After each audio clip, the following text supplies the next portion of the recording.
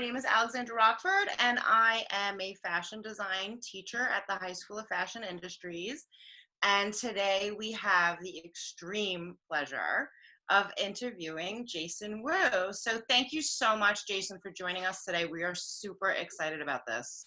My pleasure to be able to engage and meet new people. And this is kind of the time where actually, it's allowed us to connect with a lot of new people.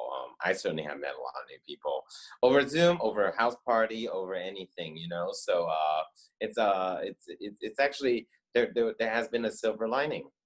That's amazing. That's amazing. I know. And everybody's trying to really connect through that Google Chat and Google Zoom, everything. It's just been a great opportunity, especially now. Yes. So I just wanted to kind of go back. I've been following your career forever. Thank and you. I love all I've been around forever. So, I mean, my first question is, can you just tell us a little bit about your fashion journey? Like, how'd you come about to be the amazing fashion designer that you are? I was born in Taiwan and 1982, and I remember kind of I was always, and actually still always am, a mama's boy, so I always follow my mom around. I grew up in the 80s, and my mom was very glamorous. I mean, think suiting, matching with shoulder pads, and YSL beauty. She wore a lot of YSL beauty, Clay Depot and things. My mom is glamorous. It's actually still very glamorous, and so I hung out with her a lot. I have one older brother, and who's completely opposite from me. And I remember, I think when I was about 4 or 5, my parents took us to a department store, the toy section, to shop, and my brother went straight to the Nintendo section. Transformers was huge back then, right? I went to the Barbie section, and back then in Asia, it was quite conservative, so it was definitely not the norm. And I have to say, I came home with Barbie dolls, and I got to start expressing my creativity, restyling their hair and doing all of that. And so I'd say I'm extremely lucky to have very understanding parents, and they really let me be me. I was not of. I was terrible at math, which, as you guys know, in Asia, that's a terrible thing. So the stigma of Asians being good at math does not apply to me. And so and I was always kind of quite different, right? And so my parents really fostered that. I took sculpting classes when I was starting at 7, and then it was in a mall. And it was like, and I was with a bunch of like older ladies doing it as pastime. They're all like in their like 50s, 60s. I mean, which is not that old, but like, compared to me when I was 7, they're like older ladies would do it for fun. And it ended up being a really passion project for me. Did a lot of that. I went to Japan a couple times to apprentice during that period. So it was really fun. It became very, very serious. But the one thing that was very much in common is I was always into the feminine form.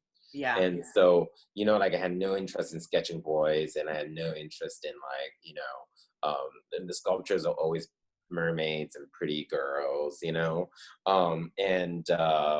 also I kind of developed the fascination with American culture very much around that time. I love watching old movies, like Gone with the Wind is one of the first movies I saw. Little Mermaid, one of the first movies I saw. It's not all the usual little boy interests, right? But I love Little Mermaid. It was actually Little Mermaid is the first movie I've ever seen in a theater in Taiwan. Wow. That's amazing. And I didn't speak English back then, so it was all subtitled.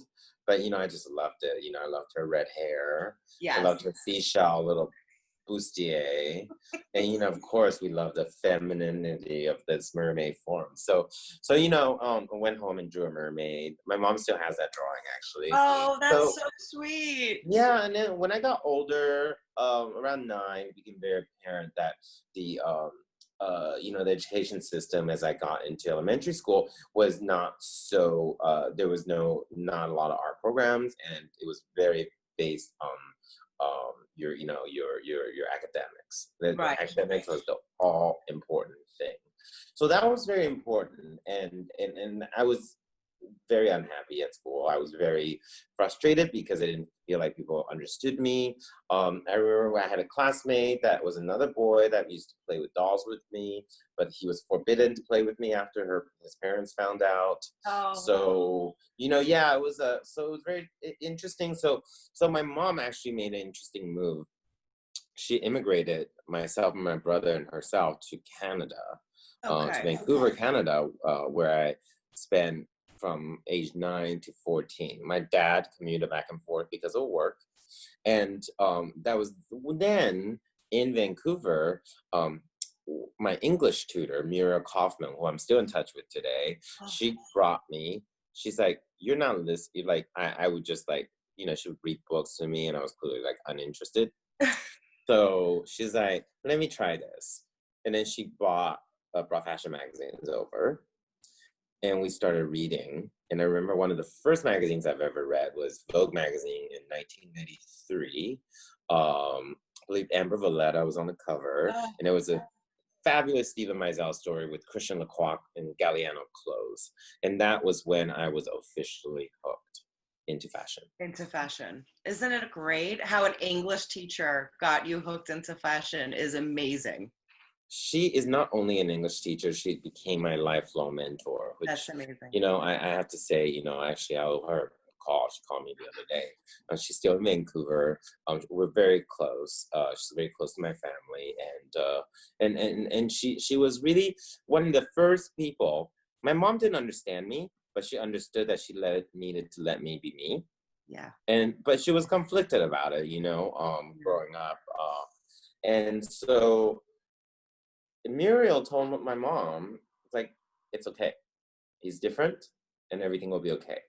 Embrace it. Really brought a lot of security. Especially my mom also, like, had never lived by herself, not my dad. In a foreign country. She didn't really speak English. We've never seen snow until then. So she didn't know how to drive in the snow. She was freaked out, Taiwan does not to live in Canada and never see snow. Yeah. So the snow, she didn't know how to put the snow tires on, all of those things. It was a very difficult period for my mom personally. Yes.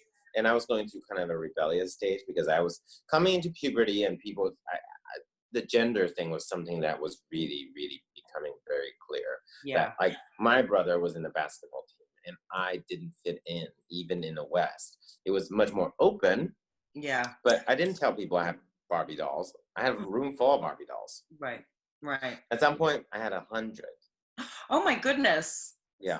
So I have Is all the Barbie collectible still ones. a major icon in your life now? Well, I love dolls because, and I can tell you later about my later trajectory, but dolls have always been kind of, from the Egyptian times to even, every era of the human race, right, for as far as you can remember, except maybe cavemen, but there's been some sort of a doll. Yeah. And that reflected what people wore at the time. If you got something from the Victorian era, it's going to be a Victorian porcelain doll, right? Exactly. If you get something from the 80s, you might remember, like, Cabbage Patch Kids. Yes. The way they were dressed and stuff like that. Or in the 90s, that scared the S out of me, but Chucky is a doll. Right. But, that colorful overall and everything is certainly not of today's outfit. Right. To like icons, Egyptian like figurines, to things like that, so I was really fascinated from that angle. Yeah, that is amazing. I love that. Yeah. When I was a kid, I learned how to sew. I made clothes for all my dolls. Well, so this is the interesting thing. I begged my mom for a sewing machine. she not only bought me a singer, she we had a neighbor that made upholstery and as a business, and I would get all the scraps. And so I started sewing for my Barbie dolls, but I didn't know how to sew. Didn't know how to load a sewing machine. I didn't know how to, I didn't know how the bobbin worked. I didn't know how to thread through a machine and everything. My mom brought on a girl called Tara Zidler, who was a fashion college major, and totally not somebody who we used to. She's black hair and tattoos and very very different than what my mom's used to. But she became my sewing teacher twice a week. And we started making patterns. She's so talented. And she actually taught me everything I knew about pattern making. So by the time I was 11, I was fully making garments in the scale, with closures and everything. I still have them. I mean, they were, I remember the first one I copied a white suit from Dior, Galliano by Dior, with a lapel, and it was like Linda Evangelista had red hair, which I styled. I repainted the face, all of that. So it was really a venue for my creativity, and that my mom, by allowing that and facilitating that in such an understanding, generous and loving way, was it defined who I am today. That's unbelievable. That is unbelievable. So you were in high school, and you just continued it on your own. You didn't actually, like we have our High School of Fashion Industries, which is amazing. Yeah. And we teach our children sewing and draping and pattern making and all of these fundamentals. That's amazing. You did this all on your own, and then we didn't, and that was right before high school for me. So, I was around middle school age, and so there was no such program in Vancouver at the time, and it would have been great if there was. I know. But my mom wanted me to go to boarding school, which she had a desire to go back to Taiwan, and so my brother and I came to the United States. We went to boarding school, and it was very important. My mom said this, listen, I know you love fashion, I know you love beauty, but you need to learn to appreciate other things in order to actually be better at what you want to do. And whether fashion school or no fashion school, that's important. Is that fashion is an accumulation of our surroundings, the environment, it evolves. We're not a silo career, we're not a silo craft. This is, it's the way people dress is very reflecting of the times and what's going on around the world, right? Right. And you've always seen from 1940s, during the war, silhouettes were slim, to the invention of the new look, when people were liberated and fabric became abundant, full skirts became a thing, know? And so you can really see 70s, it was about like freedom, and it was a lot of this, it's much more casual, a lot of denim was happening there, and that it was a lot. Feminism really came out of the 70s. I would say. Feminism movement. Definitely. So comfort and clothing became much more important in the 70s than the 50s and 60s, right? Right. 80s, era of access. Favorite show ever, Dynasty. And my favorite character is Diane Carroll as Dominique Devereaux. Yes. I almost said Dominique Jackson, my friend, who's in Pose. But Dominique, they're very similar, by the way. They're just both as fabulous. But the stole and the gloves and the suits, and every time Joan Collins turned around, she was in a dramatic number.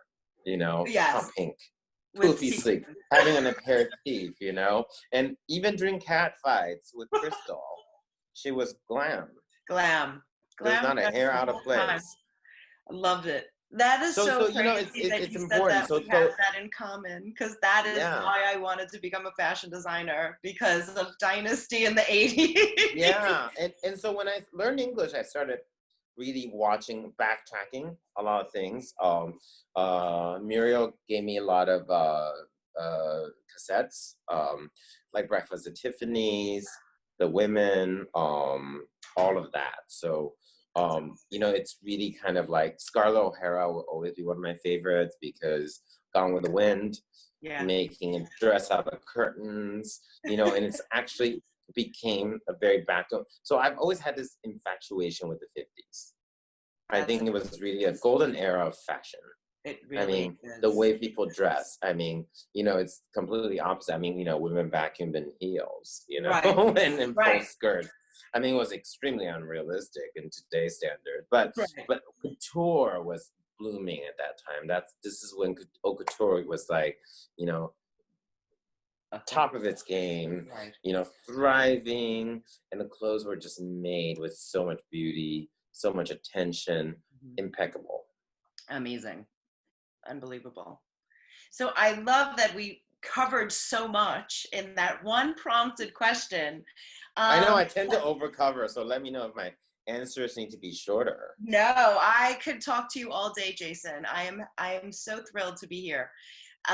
One of the things I wanted to ask you was, what advice would you give a high school student that is ready to embark on a fashion design career? And, you know, fashion as a whole, you know, I kind of try and teach our kids that there's fashion design, but there's so many other elements, pattern making, you know, being a draper, being a tailor, being all of these other elements that go through, and that team that you need to be successful. Well, you know, as one of the few American designers around now that still really embrace American couture, because, you know, Americans have always been seen as more commercial and more, and that's not a bad word, huh? That's more sportswear driven. Now it's all mixed. But the idea of American couture, like Jason Wu collection, is, you know, 90% of it is still made in the garment district. You know, I was just right there right now in the office by myself. You know, I just needed like to be around it, beauty around, you know, just even in silo, right? And work a couple hours on designing, you know, sketching. But what my biggest advice to students is this: it's that no matter where you go, what you choose for college or what you choose down the line, it doesn't matter. You have the tools of your schooling. Continue to use those tools, but never, never, ever think you know it all. You know, never do. And then that's the one thing my mom taught me that's kept me very grounded through the beginning, through the great times, through the not so great times, to kind of a weird time right now. You know, is that never stop asking questions. And you know what? It's okay, you don't have the answer. It's okay. You know, don't pretend to always know everything. You will never know everything about anything, everything. And that is great, because that is what keeps our curiosity, our ability to be inquisitive alive. I don't care how old you are. You could be 8 or 80. Still be inquisitive, learn something new, take things in vain, and don't take things in vain, but like listen. You don't have to always agree. Right. You should have your own opinion, but listening is very important. It's almost as important as saying, is the listening, and the hearing. I tell my students, you could listen, but hear what they're saying, and then make it. Listen, yeah, I mean, I started my career when I was 24, right out of Parsons, and I'm 37 now, so I've been in the business for more than 12 years. Still a lot, a relatively young business compared to the American giants, but I would say we're middle-aged. But I think it's like I constantly listen. My team is important. I talk to them almost every day by Zoom. Work has never stopped for us since COVID. Okay. Zoom, we completed the entire resort collection over the phone and Zoom. Messengers and packages and packet. Everyone's different places. Creativity will always thrive no matter where you are and what situation. If you want to make it happen, it will happen. Right. It will happen. But I think just, don't be a know-it-all. Because you know what? I had a brief phase where I was a know-it-all in my 20s. When I was first starting out, I got a little taste of success. And you know what? That did not serve me well.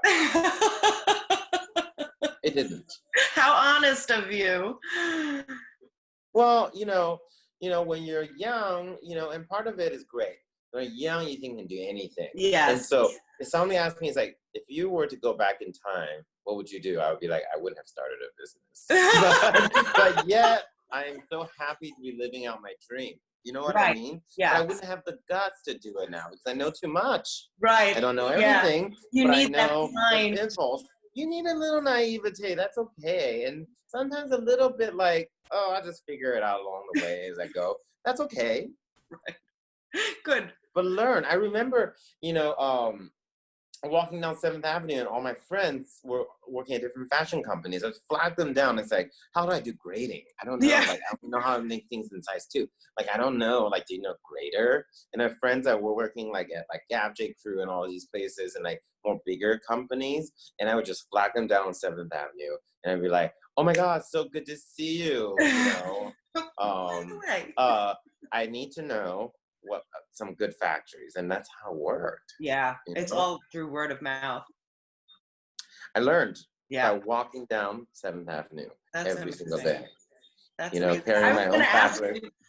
I was going to ask you what your typical work day would look like. I mean, now is a completely different work day than what it was last year, but... So do you want to know now or before?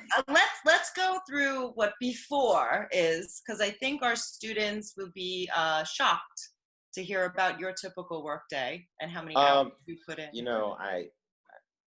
General days packed from like 9:30 to about 7, 8. Every day.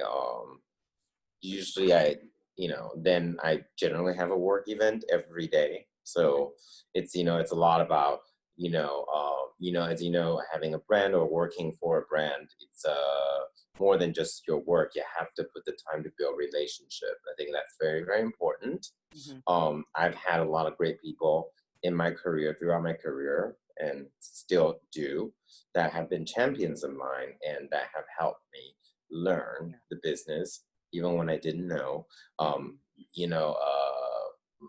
My first buyer from Saks to Bergdorf, they're still dear friends that we talk to all the time, very close, to magazine editors that have guided me. One which Meredith Melling is a friend, and she started her own. After she left Vogue, she started her own line called La Ligne, which is striped T-shirts and and is having great success with that. And so I think relationships are very, very important. But a day's work is never really 9 to 5 in fashion, and every day is a little different. It could be a budget meeting, which is not my strong point, to be honest with you. I'm good at spending budget, but I'm not really good at budget meetings. Yeah. But it's something I have to do, right? Right. When you're running a business, you have to do it. And the other thing that's very, very important is, then, I carve out a few hours solid with my design team, where we just sit around, we joke, we laugh, and we play, that's important for me. Because at one point, through the middle of my career, my life became just meetings. Yeah. And I was like, whoa, I need to step back. Like, I can't. Yeah. This is not. It's torture for a creative individual. It's not only a torture, it wasn't good for the business anymore. Right. I was leaving a lot of my team to do it, and it just didn't, it didn't have a lot of things didn't have my soul in it, And so that was a difficult period, because I had a lot on my plate. I was also creative director at Hugo Boss for 5 years, so I was traveling. So, my life became that. And now with everything, I've really, really learned the importance of being able to play again. Yeah. I'm more productive now than I've ever been. That's amazing. That is amazing. Yeah. So now I wanted to ask you how you feel technology has changed, or if technology has changed your job in any way. Yeah. At this point, technology is kind of like our lifeline. to the outside world, and how has that changed your typical day? Well, I mean, you know, even pre-COVID, I mean, technology has changed everything. I mean, look, the idea of digital printing that has advanced throughout the ages, you know. Now, the amount of things you can do with fabrics and technology, you Yeah. know, it's incredible. It's incredible. I Fun. mean, there's so much innovation coming out of fabrics. There's always new fabrics, you know, everything from you know, people usually think innovation comes more in a sporty aspect because of the tech part of it. No, even Right. couture houses are using technologies. We're using a lot of technology. Like today we were looking at a fabric and it's printed on both sides in different colors, and there's no see-throughness, for example, right? That's That's amazing. Or placing, placing a garment with just one flower through all the seams and then have it be seamless, or garment printing or things like that. That's mixing a lot of the tradition and the new, right? right. So our Italian mill is open already, Oh, right? Since they closed for about a month, right? More than a month, since February actually, right? yeah, because And I believe so it was before we yeah, were. Yeah. and I'm getting samples tomorrow already with placement digitally placed flowers already, you know, and I can just approve the pattern pieces by email, Oh, right? It's been important. If I needed a factory from my resource in China, they can email the file over, or right. CADs are very, very interesting. And then we're still looking at, like, you know, come September, I don't believe there'll be a lot of live fashion shows. Certainly not on for me, I do not plan on doing a live fashion show in September. Okay. Because I feel like it's really important to be safe right Yes. now. I think not only for myself, but for the safety of everybody else. Everybody else. And I feel like having 600 people in a room packed is just doesn't sound amazing right now. So we're exploring how to present in a digital way. Mhm. We already have technology for digital presentations for showroom for this upcoming July. So, yeah, I mean, technology has been a game changer. Right. But one thing I have to say is technology will never be able to replicate the human mind. No, the human mind and the personality, because no one is programmed the same. You Right. can't program a person, and I have to say, I still prefer drawing by hand. Do you really? Yeah, That yeah, is really refreshing to hear. I mean, I've done so much more drawing by hand these last couple of months, yeah, especially doing these live videos with our digital teaching. So it's been yeah. great. I Um, post my sketching now quite a lot on my Instagram, on your actually. So, Instagram, I've yeah, seen it. so I'm doing a lot more of that, since I'm also doing all the content because no one else can create content for me. I've been sending clothes to my girlfriends, started a program called Jason Wu at Home, where people took pictures of themselves. I mean, all of this is technology. Yes. I order from my warehouse, it's there in 2 days in LA, or it's in Nashville with Lily Aldridge. It's like, we couldn't have done this before. Before, it's amazing the what has happened in this past. Yes. So I would say technology has been a game changer, It's a game changer. but let's never lose the human touch. That's great to hear. So I have a question for you as far as um, we wanted to know, we know that you have definitely designed for some big names.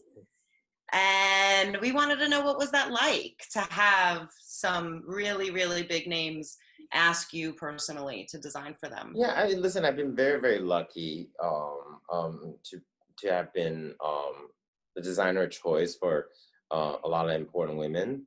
I think definitely one thing that was a game changer for me was Michelle Obama, First Lady. Michelle Obama was, really she catapulted. Having worn me for both of her inaugurations has definitely catapulted my name and the brand to the next level in a global sense, right? And Yes. also, that's one thing I didn't set out to do, I wanted to be a successful fashion designer, but I never knew it was possible to be the first Asian person dress an American first lady, who's the first African American first lady and first president. Oh, I'm the first Asian president. I'm also, you know, one of the few cases where the first lady chose the same designer from day one to the last day. right. So from the first inauguration to the second inauguration to the final day, to the final for the final presidential speech, to the final day outside with the Bible, with the red coat, that awkward moment with the Tiffany box. That well, she was wearing Jason Wu, and that kind of trust that the client puts in me Right. is something that means so much to me, and also as an immigrant, to have my work sealed in the Smithsonian Museum is something that I could never ever ever ever have dreamt of. So that was something really lucky, and I've just been very very grateful to have dressed, a lot of amazing actresses of different kind. And now, we want to be first, right? So, we want to do things that, like, I dressed Rebel Wilson just recent February for her first ever Oscar. And usually, she's not your sample size girl, Right. but I love her. I don't care. I want to make her look amazing, right? Exactly. And I love her, so I want to dress her. And we made her, she's usually seen more comically and Yeah. less glamorous, and we wanted to make her look old school Hollywood. So we Oh, did like a whole, we did the full look with her style as Elizabeth Stewart and this gold statue of a dress. Fun fact, I asked her, if she wanted to be comfortable, I asked her to send me her favorite bra. So I attached it within the dress. oh, amazing. So, and I usually never kiss and tell, but she said this on TV, so I can say that. Also, there's an enormous amount of respect from my clients. I never really kiss and tell, Right. confidential things. Having worked with the Duchess of Sussex, Meghan Markle a lot, actually knew her from before, so it was Oh, kind of wow. when she was living in Canada. So she's been incredibly loyal and a great champion for me as well. And having met so many amazing women, even like from Misty Copeland, who I dressed with and met, women of different kinds, of different backgrounds, of different talent. Yeah. But they call me for that special moment of theirs. And that is something that to me is the ultimate, it's almost like a wedding. I made a few pretty major wedding dresses. They're all secret, so I will not tell you. But there's definitely some, let's just say one of them was for 007. Wow. You heard it here, guys. Thank you. Wow, that's amazing. I don't think I've ever mentioned that to anybody. We got the secret scoop. Yeah, you did. Thank you. I'll be posting this recording on my IGTV at Jason Wu. So if you guys have any additional questions, just ask away in the comment section when I post this video, and I'll be happy to answer. Oh, that's great. Thank you. We appreciate that. Thank